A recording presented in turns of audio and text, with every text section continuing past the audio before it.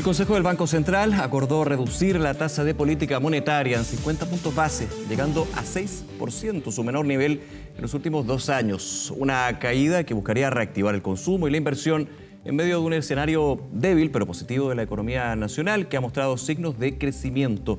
Vamos a profundizar en este tema, para eso estamos en contacto con Jorge Salaibe, economista jefe de Scotiabank y académico de la Facultad de Economía y Negocios de la Universidad de Chile. Jorge, muy buenos días, gracias por acompañarnos. Un agrado, Nicolás, estar contigo.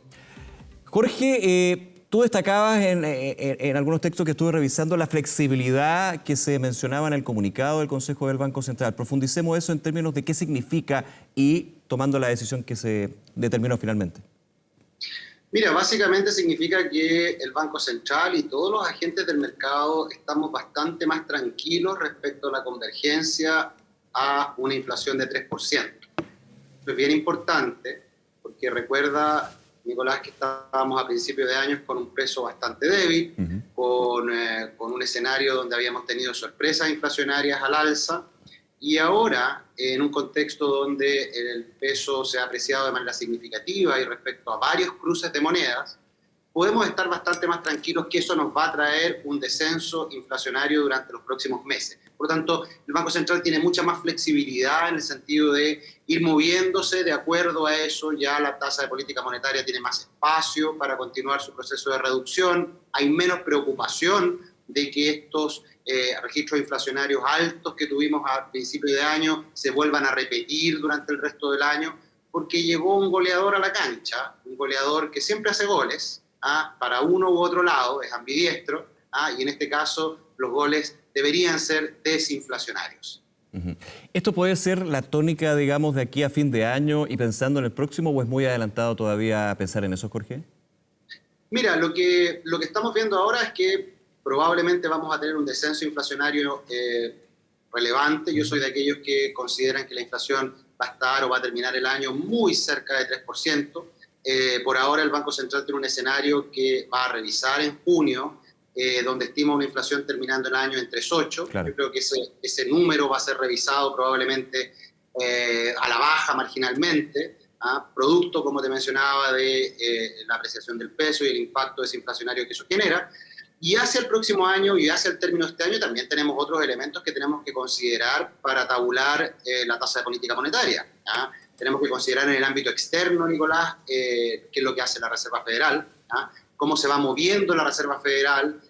Han habido datos que señalizan que la inflación podría estar controlada, pero también hay algunos observadores que señalan que la Reserva Federal no va a comenzar su proceso de recorte de tasa este año, sino que lo va a iniciar a inicios del próximo. Eso tiene algunas implicancias sobre la velocidad y la tasa terminal que tenemos en Chile durante los próximos 2 o 3 trimestres. Es relevante, por supuesto. Y en el ámbito local también tenemos que ver cuál es el impacto de la mejora en los términos de intercambio, el precio del cobre. Sí. Tiene un impacto apreciativo, pero en el mediano plazo eventualmente tiene un impacto algo más inflacionario. ¿Y por qué ocurre eso? Porque nos mejora la actividad, nos cierra más rápido la brecha, trae inversión.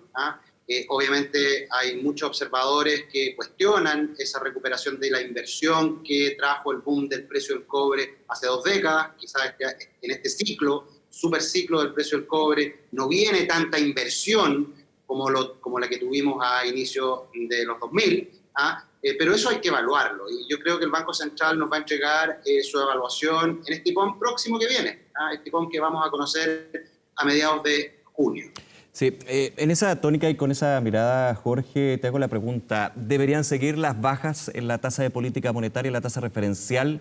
¿Tendría que haber un cambio ahí? ¿Podría mantenerse la tasa en un 6% como fue fijada ya? Mira, yo te diría que dada la mayor confianza que hoy día tiene la autoridad monetaria y el mercado respecto a la convergencia inflacionaria, es altamente probable que tengamos nuevos recortes. Yo espero un nuevo recorte ahora en junio de otros 50 puntos base, que nos dejaría la tasa de política monetaria en 5,5%, y de ahí, de no mediar sorpresas en el ámbito internacional o sorpresas en el ámbito local, deberíamos continuar viendo recortes menores de 25 puntos base para terminar el año con una tasa de política monetaria entre 4,5% y 5%. eso va a transmitirse al bolsillo de las personas porque ya las bajas recientes se han transmitido al bolsillo de las personas, al costo del crédito, especialmente el costo del crédito de corto plazo. Por lo tanto, bajas adicionales van a también generar esa transmisión.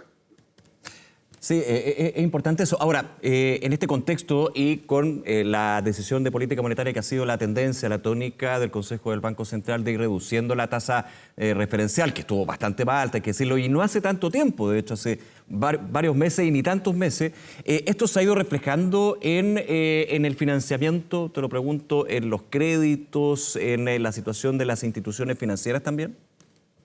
Sí, Nicolás, de hecho el mismo Banco Central lo menciona en su comunicado, se ha ido reduciendo el costo del crédito, especialmente el costo del crédito de corto plazo, Claro. el costo del crédito que está más ligado a los créditos de consumo, de las tarjetas de crédito. Estuvo por Eso sobre ha el ido 25% en algún minuto promedio. por supuesto, está reduciéndose eso de la mano de la reducción de la tasa de política monetaria. Una historia distinta es lo que pasa en los créditos hipotecarios, porque hay que acordarse que la tasa de política monetaria es una tasa de corto plazo. Las tasas de los créditos hipotecarios están ligadas a tasas de más largo plazo. Claro, en el caso de los créditos hipotecarios, créditos de largo plazo, ¿tiene que ver los efectos que se dio en el mercado de capitales, como por ejemplo con medidas como los retiros de ahorros previsionales? Sumando un poquito a la juguera, digamos, ¿son factores que todavía están presentes? Mira, en su momento, cuando tuvimos el tercer retiro de fondos previsionales, las tasas de largo plazo en Chile se movieron de manera ortogonal al resto de sus pares internacionales. Tuvimos un aumento muy importante en esas tasas, producto de la caída en la profundidad del mercado de capitales, el menor apetito que los agentes institucionales manifestaron por participar del mercado de renta fija.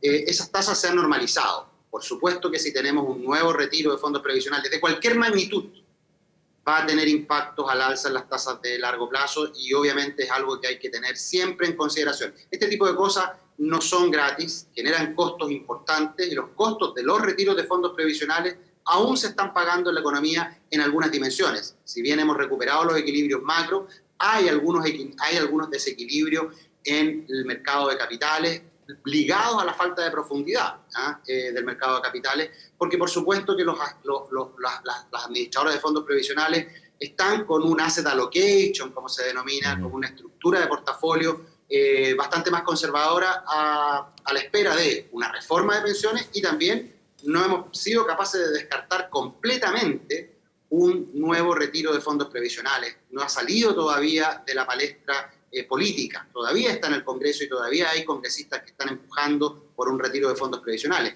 Y hay que tener en consideración, insisto, los costos que eso genera. Jorge, en el escenario interno hay una situación bastante más positiva que si vamos proyectando hacia atrás. Ahora, ¿cuáles son los riesgos que va viendo el Banco Central y que tú ves en términos de cómo se puede ir moviendo la economía y lo que nos importa a todos, digamos, cómo llega al bolsillo? Porque finalmente uno ve la economía, una cosa bastante más etérea, pero tiene un impacto en todas las índoles, digamos, de la sociedad. Yo creo que los chilenos hemos ido entendiendo la importancia de los agregados económicos durante estos últimos años. Hemos tenido una enorme lección sobre la importancia de cuidar los equilibrios macro, lo hemos pagado todos y todas en nuestros bolsillos. Tu pregunta referente a los riesgos, yo te diría que hay un enorme riesgo a nivel internacional respecto a cómo evoluciona el escenario internacional. Como pocas veces durante las últimas décadas tenemos una conjunción de elementos y riesgos internacionales geopolíticos, la situación de Hamas e Israel, la situación de Ucrania, también hay una situación en Asia, también relevante. Son riesgos, por supuesto, relevantes para la economía chilena. Tenemos elecciones en Estados Unidos durante este segundo semestre, donde obviamente uno de los candidatos está levantando propuestas bastante complejas para economías emergentes como la chilena. Yo te diría que los riesgos vienen eminentemente del escenario internacional. En el escenario local, yo te diría que ojalá reduzcamos los peldaños adicionales que nos quedan respecto a la incertidumbre.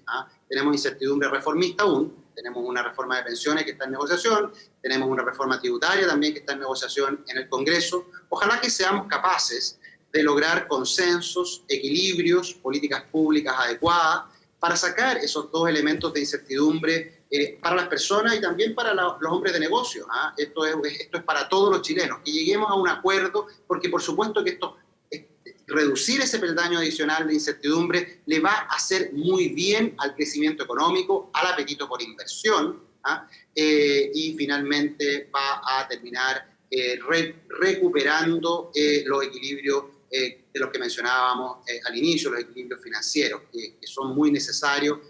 Hoy día hay mucha preocupación sobre la accesibilidad al crédito de largo plazo, la recuperación de los ingresos laborales. Son elementos que van a continuar recuperándose, pero por supuesto que colocar, al eliminar algunos lomos de toro, como los que mencionaba recién, le harían muy bien a la economía chilena. Sí, déjame aprovechar ese último punto, lo que tiene que ver con las condiciones de crédito. Se han ido, no sé si flexibilizando es la palabra, pero sí dejando de ser menos restrictivo. En algún minuto hasta han habido críticas desde el propio Ejecutivo, el Presidente de la República, a instituciones financieras, a los bancos. No entro al adjetivo propiamente tal, pero sí al análisis de hoy, con todo el contexto y con las bases macroeconómicas, si efectivamente se ha ido ampliando lo que es la facilidad de crédito, por ejemplo, pensando en el financiamiento a rubros tan importantes como es la construcción en su minuto. Sí, mira, lo que dice la encuesta de crédito que realiza el Banco Central es que las condiciones efectivamente se han ido relajando por la oferta, es decir, los bancos efectivamente se han ido mostrando menos restrictivos, hay un porcentaje menor de bancos que permanece restrictivo, la restrictividad de la oferta se ha ido reduciendo. Sin embargo, esto es de oferta y demanda. También tenemos la demanda de crédito está muy conservadora. Por lo tanto, cuando uno ve y hace un diagnóstico de la flexibilidad que tú mencionabas del crédito, yo te diría que se ha ido flexibilizando por el lado de la oferta, pero todavía también hay que considerar que la demanda está muy cautelosa. ¿Por qué tiene menor demanda?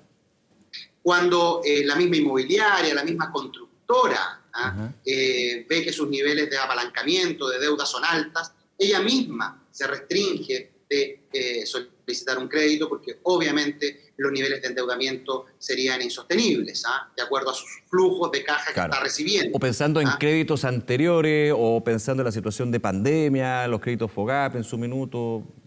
Esos créditos han tenido un incremento importante en la morosidad, es decir, esos créditos efectivamente han sido uno de los grandes conductores del incumplimiento de las obligaciones de crédito a nivel de pymes. Es decir, esos créditos finalmente han sido conductores del incumplimiento. Pero volviendo a tu pregunta, yo te diría que esta es una conjunción de demanda y oferta. Lo que muestran las estadísticas y lo que muestran las encuestas es que se han flexibilizado los bancos hacia el crédito, hacia la entrega de crédito. Todavía permanecen restrictivos y es natural. Tenemos una tasa de política monetaria todavía alta, tenemos una economía con síntomas de recuperación, tenemos un mercado laboral con síntomas de recuperación, todavía la macroeconomía no nos acompaña para que los bancos estén particularmente flexibles, también están con requerimientos de capital, están implementándose requerimientos de robustez de capital para los bancos y obviamente que eso también lleva a ser cauteloso en la entrega de crédito. Aún así, insisto, hemos visto mayor flexibilidad de acuerdo a la encuesta de crédito bancario, pero por el lado de la demanda, como te mencionaba Nicolás, todavía hay bastante cautela en la demanda. No todo el mundo está pidiendo dinero, y hablando específicamente de este sector de la construcción inmobiliaria, también están bastante cautelosos en términos de la solicitud de crédito. Jorge, por último, y agradeciendo esta conversación y estos minutos contigo, bien puntual la pregunta, pero creo que es bien relevante en términos de lo que hemos ido analizando. Con respecto al tipo de cambio, tú mencionabas, había una apreciación del peso chileno por sobre la moneda norteamericana. Esto hay que tener una bola de cristal, lo sabemos, lo hemos conversado tantas veces, pero con los elementos que hay hoy día, uno podría proyectar que esto se mantenga. Veía el dólar que está igualmente sobre los 900 pesos, en algún minuto se acercaba a los 1.000 pesos, eso sí. Era bastante evidente cuando el peso estaba cercano a 1.000 pesos que había un marcado e importante desalineamiento. Con un peso más cercano a los 900 pesos, ese desalineamiento desde mi punto de vista todavía existe, pero es menos significativo, es más acotado. Por lo tanto, reducciones del tipo de cambio efectivamente pueden ocurrir, Nicolás, pero va a depender, insisto, esta vez en gran medida, en mayor medida, de cómo evoluciona el precio del cobre durante los próximos trimestres y también de cuál va a ser el camino que va a seguir el dólar a nivel internacional. Y eso último depende de cómo la Fed se nos comporta, cómo cómo, cuándo, en qué magnitud, tiempo, temporalidad, comienza el proceso de reducción de la tasa por parte de la FED, porque eso va a tener implicancias sobre el valor del dólar a nivel internacional. Yo soy de aquellos que consideran que todavía queda algún espacio de apreciación del peso, acotado, pero todavía queda espacio para apreciación del peso durante los próximos trimestres. Jorge Zelaibe, como siempre, muchas gracias por conversar con nosotros aquí en Canal 24 Horas. Que te vaya muy bien, Jorge. Un agrado, como siempre. Igualmente. Hasta luego, gracias. Momento de hacer una pausa. Ya regresamos con más de La Mañana Informativa. No se vayan.